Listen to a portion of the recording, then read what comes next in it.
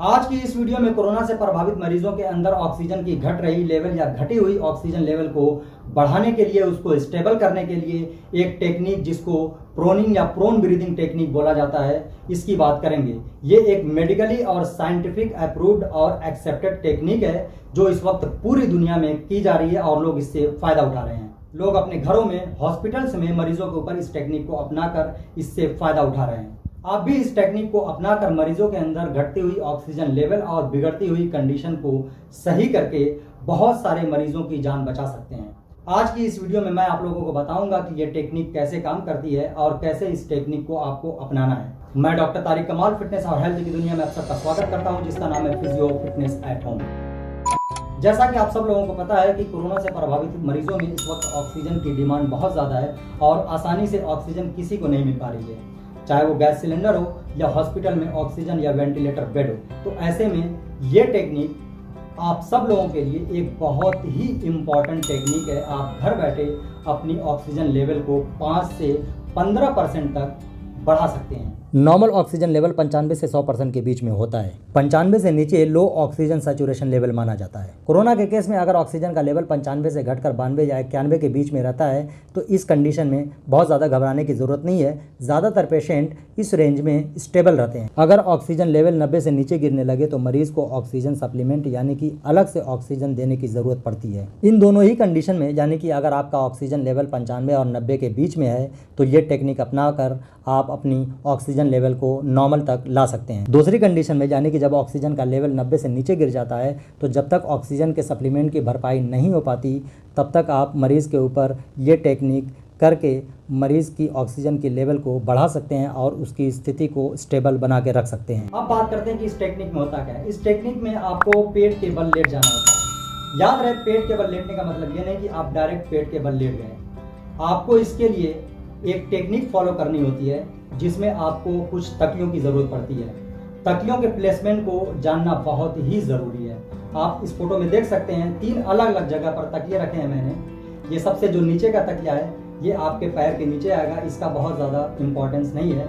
जो सबसे ऊपर का तकिया है वो आपके गर्दन और आपके हेड के नीचे आएगा, और जो बीच वाला तकिया है ये बहुत ही ज़्यादा इम्पोर्टेंट है। इसको आपको समझना और जानना बहुत ही ज़रूरी है। बीच का तकिया थोड़ा सा ऊंचा होना चाहिए। आप इसको 2 तकिया रख सकते हैं। यहाँ पर हमारे लंग्स और पेट के बीच में एक स्ट्रक्चर होता है यहाँ पर जिसको डायफ्राम बोला जाता है। सांस लेने की प्रक्रिया में डायफ्राम के मूवमेंट का बहुत ही ज़्यादा कंट्रीब्यूशन होता है। जब हम सांस लेते हैं तो ये डायफ्राम नीचे जाता है और जब हम सांस छोड़ते हैं तो ये डायफ्राम ऊपर जाता है। यानी कि सांस लेने की प्रक्रिया में डायफ्राम इस तरह से नीचे ऊपर होता रहता है। इस टेक्निक में आपको तकिया इस तरह से लगाना है कि आपका जो बीच वाला तकिया है वो कभी भी आपके पेट के ऊपर ना आए। जब आपके पेट के ऊपर ये तकिया आएगा तो आपका पेट पचकेगा, एक प्रेशर आएगा जिससे डायफ्राम की मूवमेंट बाधित होगी, जो कि सही नहीं है।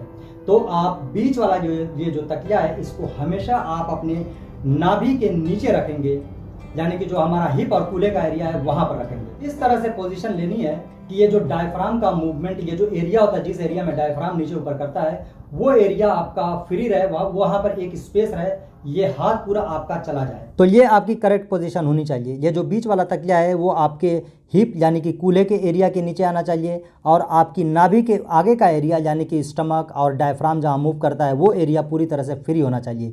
आप देख सकते हैं कि मैं अपने हाथ को इस एरिया में पूरी तरह से पास कर रहा हूँ। ये एरिया खाली होने की वजह से जब हम ब्रीदिंग करते हैं तो डायफ्राम की मूवमेंट में कोई बाधा नहीं आती। गर्दन को आप अपनी कंफर्ट के अनुसार कुछ समय के लिए दाईं तरफ और कुछ समय के लिए बाईं तरफ रख सकते हैं। आप अपनी गर्दन को इस डायरेक्शन में भी रख सकते हैं। इस टेक्निक के लिए ये बेस्ट पोजीशन है। इस पोजीशन में आपको आधा घंटा रहना है और गहरी गहरी सांस लेनी है। इस पोजीशन में जब हम लेटते हैं तो हमारे लंग्स और लंग्स के एयरवेज एक्सपैंड होते हैं, जिसकी वजह से ज़्यादा ऑक्सीजन की मात्रा अंदर आती है। तो दोस्तों, उम्मीद करता हूं कि इस टेक्निक को आप बहुत अच्छे से समझ चुके होंगे। ये इस वक्त हमारी सबसे बड़ी ज़रूरत है। आप सब लोगों को पता है कि ऑक्सीजन आसानी से नहीं मिल पा रही है। जब तक आपको ऑक्सीजन नहीं मिल रही है या आपका घटा हुआ लेवल मॉडरेट है यानी कि 90 तक है, तो आप सिर्फ इस टेक्निक को अपनाकर आप मरीज की कंडीशन को स्टेबल रख सकते हैं। ये बहुत ही अच्छी टेक्निक है। मैं फिर बता रहा हूँ, मेडिकली और साइंटिफिक अप्रूव्ड और एक्सेप्टेड है और पूरी दुनिया में करी जा रही है। तो ये वीडियो कैसा लगा कमेंट बॉक्स में ज़रूर लिखिए। अगर आपको ये टेक्निक फॉलो करके फ़ायदा हो रहा है, वो तो होगा ही, तो उसको भी प्लीज़ कमेंट बॉक्स में ज़रूर लिखिए, मुझे अच्छा लगेगा।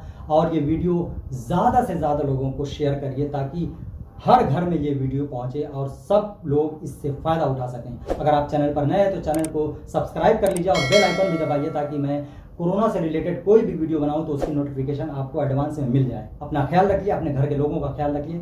Thank you.